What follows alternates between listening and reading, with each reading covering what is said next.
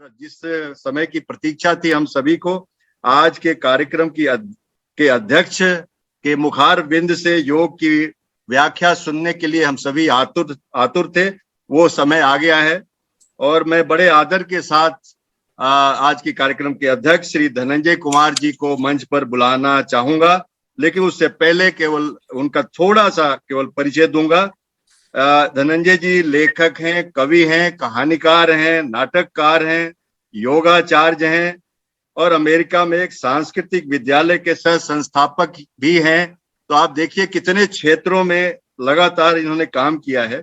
दर्जनों पत्र पत्रिकाओं और संकलनों में इनकी रचनाएं प्रकाशित हो चुकी हैं।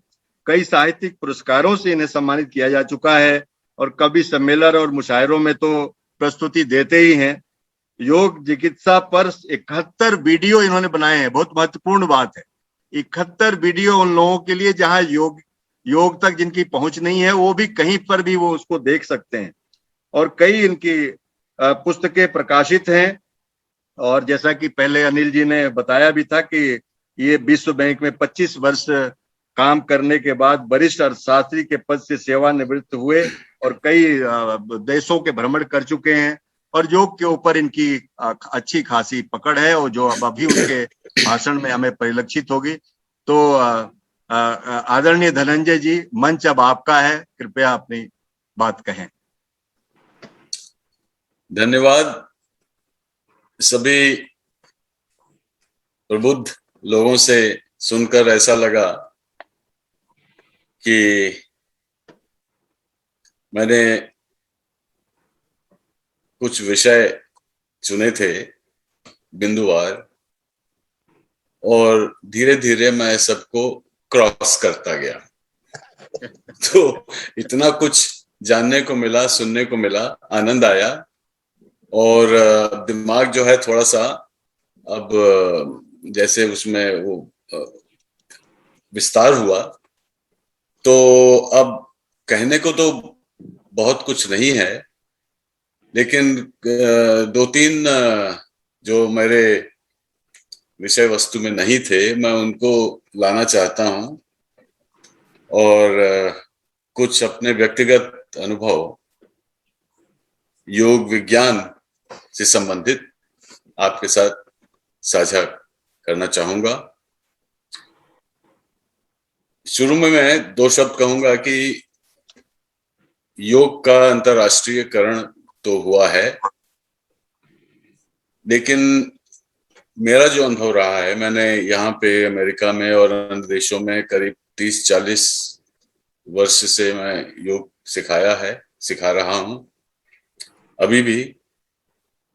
तो मैंने जो पाया है कि योग का प्रचार हुआ है, विस्तार में अभी कुछ कमी रह गई है।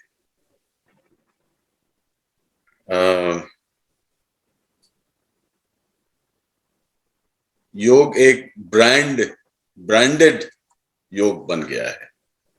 तरह तरह के स्टूडियो में है, योग हमें जोड़ता है, लेकिन कई जगह मैंने पाया है कि करीब 100 के लगभग योग के ब्रांड हैं। ये जो अलग स्टूडियो एक कंपटीशन है कि हमारे स्टूडियो का अलग है सबसे। मैं योग सिखाता हूं सबसे अलग तरीके से।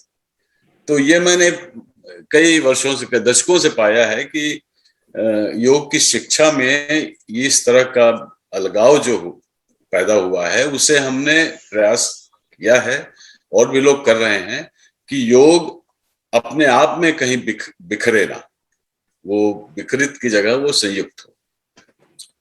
और दूसरी बात मैंने पाई है कि तमाम देशों में, तमाम समाजों में, खासतौर से पश्चिम के देशों में, ये सोच, विचार, मन, इस पे ज्यादा ध्यान दिया जाता है और मन का खालीपन होना एक कमी के रूप में जाना जाता है। कि आपका मन खाली है, ये कैसे हो सकता है?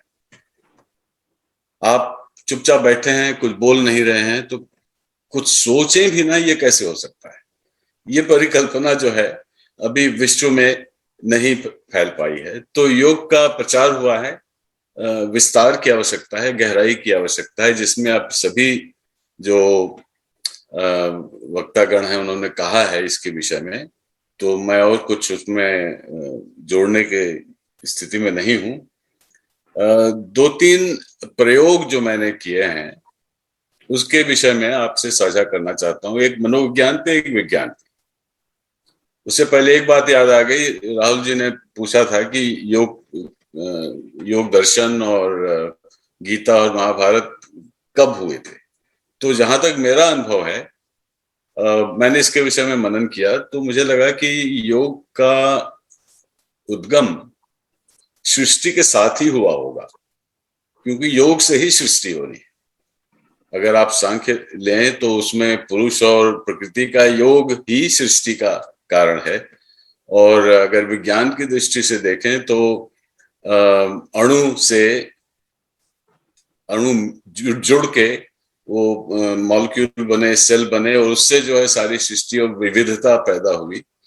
तो मैं समझता हूं कि योग का जन्म सृष्टि के साथ ही हुआ, और उसके जो योगी थे, जो संत पुरुष थे, ऋषि मुनि थे, उन्होंने उसमें शब्दावली जोड़ी।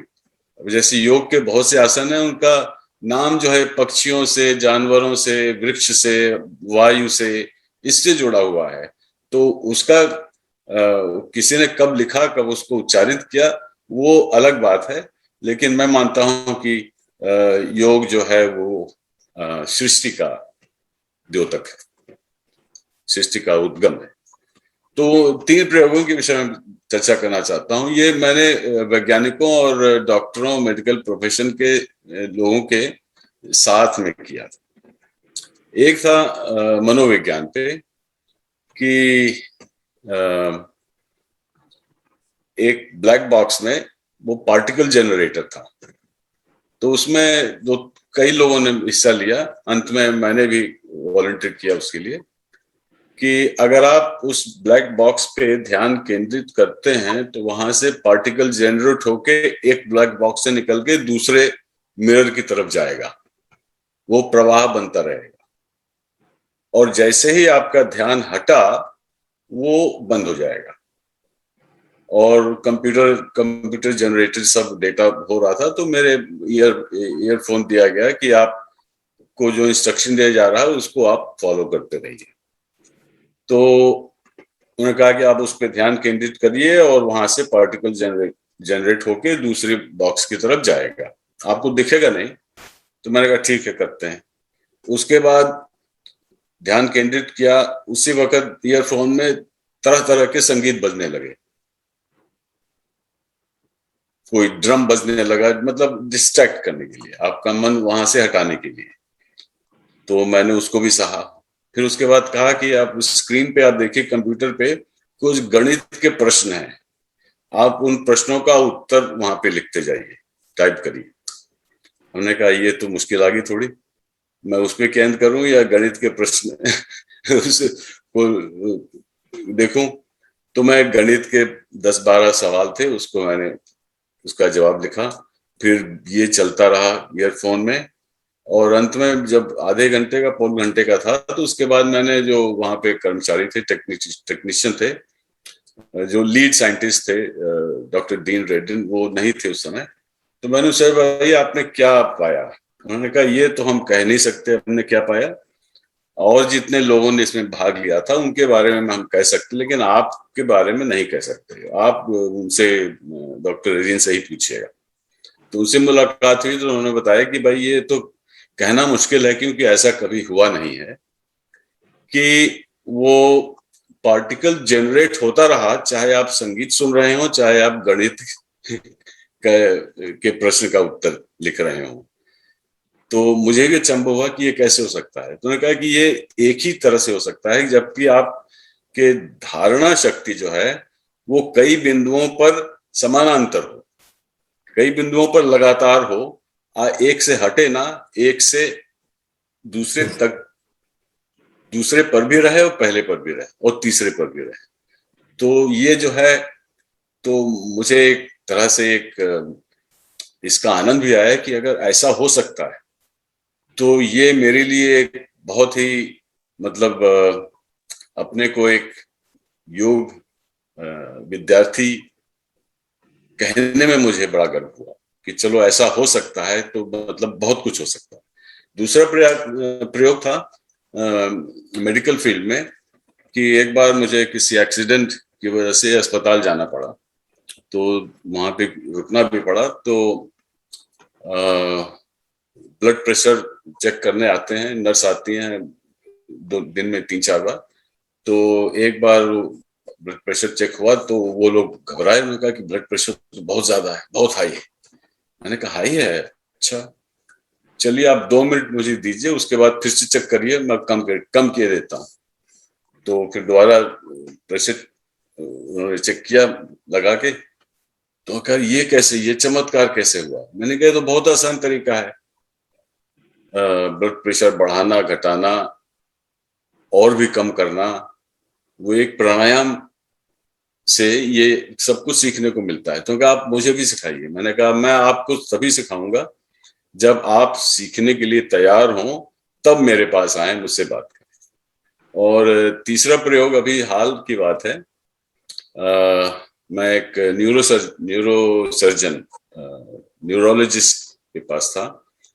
तो हमने कहा कि आप वो जो तार वगैरह लगा के 30-40 तार लगा के जो ब्रेन मैपिंग करते हैं वो करना था। तो करने के बाद मुझे उस समय करीब आधे पौन घंटे आपको लिटा के और तरह तरह की वो लाइट बल्ब्स ऑफ फ्लिकरिंग, जल्दी जल्दी तेज तेज, बहुत धीमे धीमे, इस तरह करके आपको आंख बंद किए रहना होता, लेकिन फिर भी वो चमकीलापन दिखता था, वो किरणें दिखती थी अंदर से।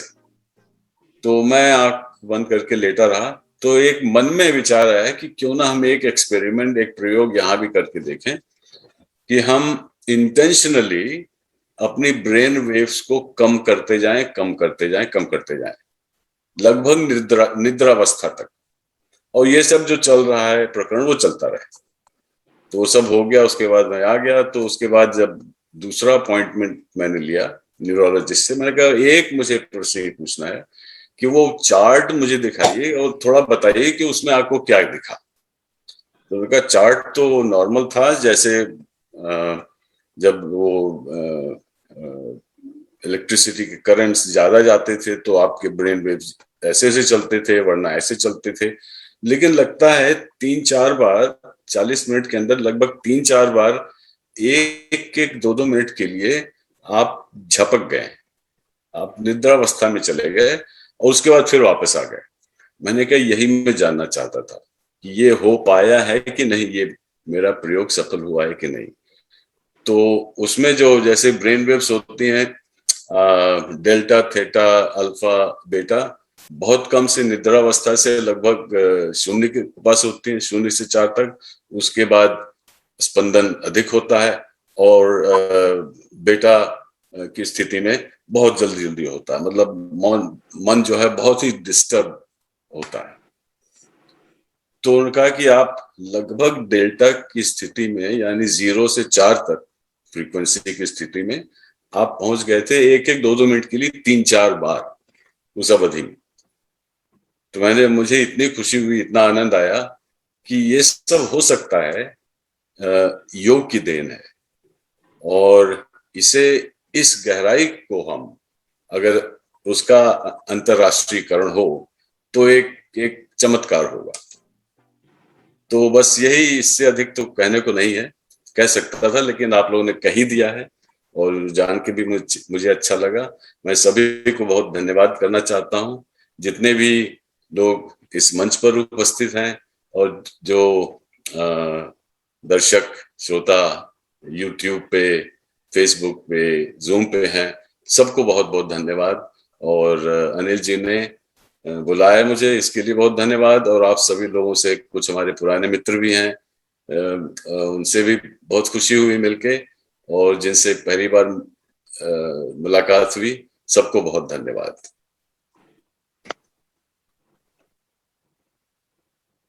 बहुत बहुत धन्यवाद धनंजय जी। आपने योग के जो स्वतः अनुभूत प्रकरण सुनाए, ये निश्चय ही ये साबित करते हैं कि अगर योग नियमित रूप से किया जाए, सही प्रामाणिक रूप से किया जाए, तो उससे एक चेतना की अवस्था को बहुत दूसरे अवस्थाओं में भी हम जा सकते हैं, और उसको हर तरीके का जो हमारे जो स्वास्थ्य संबंधी समस्याएं हैं, मानसिक समस्याएं हैं और तरह तरह की समस्याओं, उससे निजात मिल सकती है। तो ये जो आपके प्रयोग हैं, ये अपने आप में एक बहुत सशक्त ये साक्षी हैं, उदाहरण हैं कि जो योग कर सकता है। और हम लोग कहीं ना कहीं जो नहीं करते वो इससे चूक रहे हैं। और निश्चित रूप से आप इसके योग के अंतर्राष्ट्रीयकरण तो कर ही रहे हैं, वर्षों से कर रहे हैं, अमेरिका में अपने संस्थान के माध्यम से, अपने स्वाध्याय के माध्यम से। तो इस अध्यक्षीय टिप्पणी के लिए बहुत बहुत धन्यवाद। और मुझे जो चैट बॉक्स में जो टिप्पणियां मिल रही हैं, वो इतना लोग आनंदित हुए हैं आपके और अन्य वक्ताओं के भाषणों से, कि उससे देख करके ये लग ही नहीं रहा कि ये कार्यक्रम जो है हम अभी 2.5 घंटे से ऊपर हो गए, और जो है लग रहा है कि अभी सुनते जाएं। तो बहुत बहुत धन्यवाद। अब